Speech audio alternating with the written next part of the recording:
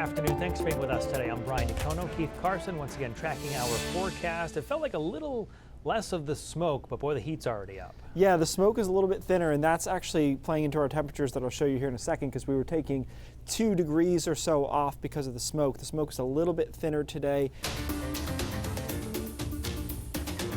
New at noon today, the lawsuit between State Representative Laurel Libby and Speaker of the House Ryan Fecteau is being heard in a federal appeals court in Boston right now.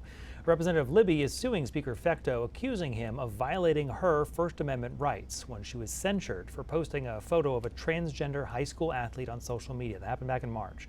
The censure banned her from voting or speaking on the House floor until she apologized, which she says she will not do. Libby's right to vote in the House was temporarily restored just last month by the U.S. Supreme Court. She is still banned, however, from speaking on the floor. Our Donovan Lynch is in the courtroom in Boston right now. He will bring us the latest tonight on News Center Maine starting at 4.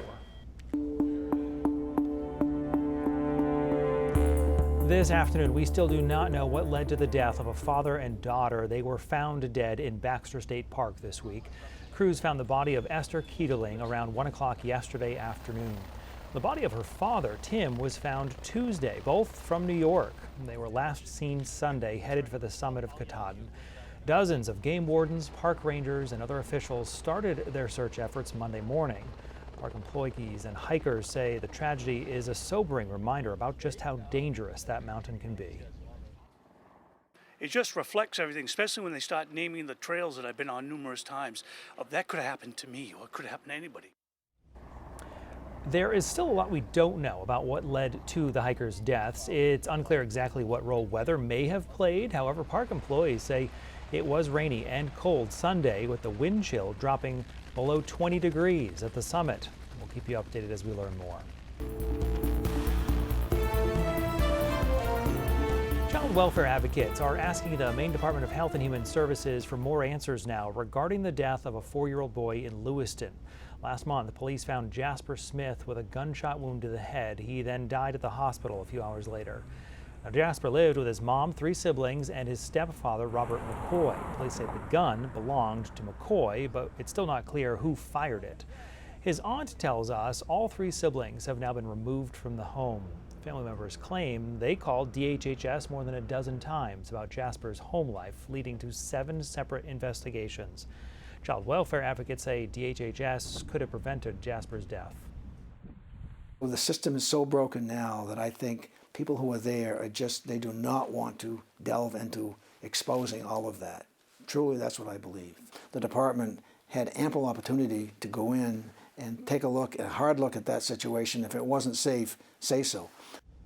DHHS representatives say Jasper's death is devastating. They say the state requires DHHS to take several steps before a child can be removed from a home. Immediate removal, though, is only allowed when there is physical, sexual, or emotional abuse, abandonment, or other threats of serious harm. Overnight, President Donald Trump announced a new executive order banning travel from 12 countries and placed limits on travel from 7 others. Now, this is a similar proclamation to one he made during his first term in office. NBC's Chris Pallone has more. Multiple people are now in ICE custody following an apparent immigration operation in Chicago. During the operation, there was a brief confrontation between agents and activists at the scene. A family member of one of those people taken into custody says their relative had been asked to attend a check-in on her immigration status, and she was taken into federal custody by ICE agents after the check-in. ICE officials say the individuals detained had, quote, final orders of removal signed by a judge and had not complied with them. Well, we still have a little bit of an impact from wildfire smoke today. Keith's forecast for that and looking forward to the weekend is still ahead. Plus, My Heap Money helps thousands of Mainers every year. That program, though, is slated to take a big hit if a federal plan moves forward. We're hearing how local groups are strategizing.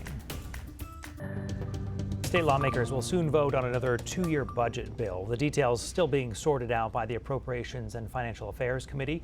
In the meantime, more Democrats are publicly voicing their opposition to the cuts and tax hikes Governor Mills has called for in her budget plan. So Democrats we spoke to say they are worried the state of Maine will get less funding from the federal government if parts of President Trump's big, beautiful bill pass. Some say they want a state budget to include higher taxes on the wealthy instead of the governor's proposed taxes on things like private ambulance services. Now, Governor Mills has also called for cuts to programs in the Department of Health and Human Services. Some Democrats say they won't vote for a budget including those cuts. Any budget that cut health care or child care, that's a real line in the sand for me. It makes more sense to have those making over $1 million a year pay a little bit more, to strip out the tax hikes in her budget, because a lot of those tax hikes in her budget hit the middle class and affect essential services. We did reach out to the governor's office for a comment. A spokesperson referred us to an excerpt from their State of the Budget speech earlier this year, in which she says, quote, "Just as I don't like proposing cuts to programs, I also don't like proposing revenue increases, even targeted ones," end quote. Now, Republicans have maintained they will vote against any budget that has new taxes. Maine Housing receives about $40 million in federal funding every year for the Low-Income Home Energy Assistance Program. It's more commonly referred to as LIHEAP. However, the director of Maine Housing says President Donald Trump's proposed budget includes zero funding for the program. The agency says LIHEAP was expected to help more than 40,000 Mainers heat their homes this winter.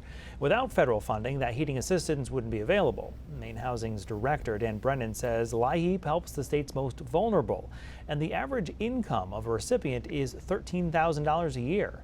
Brennan says he's concerned about losing the funding, but he's been in this situation before. The previous 4 years of President Trump's budgets also did not include any funding for LIHEAP. So he has a fundamental issue with funding the program. Each of the 4 previous years, Congress has decided to fund. Higher congressional delegation shows great support for the program. President Trump says his budget bill will be good for Americans thanks to tax cuts and more funding for border security. Some developing news here this afternoon. Multiple Maryland and Baltimore city agencies are responding now to a 2,000-gallon fuel spill right in the city's harbor. Officials say yesterday morning, Johns Hopkins Hospital reported the spill. They say that spill is contained to a marina. It's roughly 100 yards by 250 yards, and that the red color comes from the dye in the diesel fuel that spilled. Well, we can turn to learning a little bit more about the use of AI in the medical field. Next here at noon, a new study from a professor right here in Maine about using artificial intelligence in the diagnosis process. What we're learning about the role of people versus computers when we come back. A new study by a professor at the University of Maine shows how AI could help doctors diagnose medical conditions. In the study, Dr. C. Graham compared diagnoses made by AI and doctors, and he found that the AI responses were actually more accurate than the human ones. Now, while the AI bots were largely factual, the biggest difference between the diagnoses from AI versus clinicians was emotion. The AI lacked empathy and used more clinical terms, while the doctors offered more compassion. Graham says that human connection is essential in his industry and hopes AI can be a helpful tool rather than something that could displace jobs, especially as many hospitals right here in Maine are struggling with staffing and rising costs.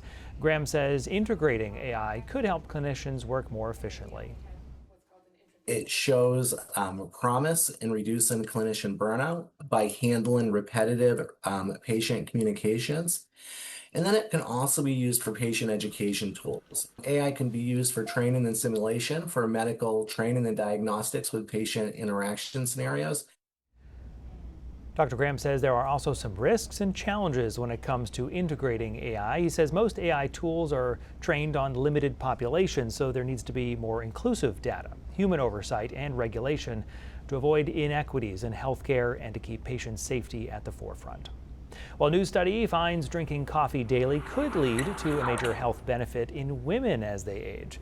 This study involved more than 47,000 women in their 50s. The researchers found those who consumed 1 to 3 cups of caffeinated coffee every day were more likely to reach older age in good physical, mental, and cognitive health and free from major chronic diseases. The study also found that each additional cup of coffee per day was associated with a 2% to 5% higher likelihood of healthy aging. up to 5 small cups daily. Researchers say while the study suggests that moderate coffee intake may offer protective benefits, it's not a substitute for the other health behaviors like regular exercise, a nutritious diet, and avoiding smoking. We'll get a final check of your forecast when we come back with a little clearer picture of the timing for the weekend rain. Plus, having a purpose in life and in our communities can be incredibly rewarding, and we'll see why one man's purpose is being celebrated. Every morning, hundreds of kids in Portland get to school safely with the help of crossing guards. One of them is Danny Lowe. In 2022, Portland's East End Community School decided to celebrate him, and now Danny Day is an annual tradition. Well, yesterday was that special day. Photojournalist Scout Fishman was there. Clearly making all those kids smile every day too. And of course, you know, our crossing guards are out there whether it's snowing or raining or baking in the heat like today. Yeah, crossing guards, I think about that in like flaggers too. We Right. just like, you're just standing out You're there in all it. day. Today is a hot day. A lot of us, it's warmer though, Brian. At least we're not in the 40s and rainy on More Saturday. rain is better. Thanks for joining us. Have a great afternoon. We're back here starting at 4.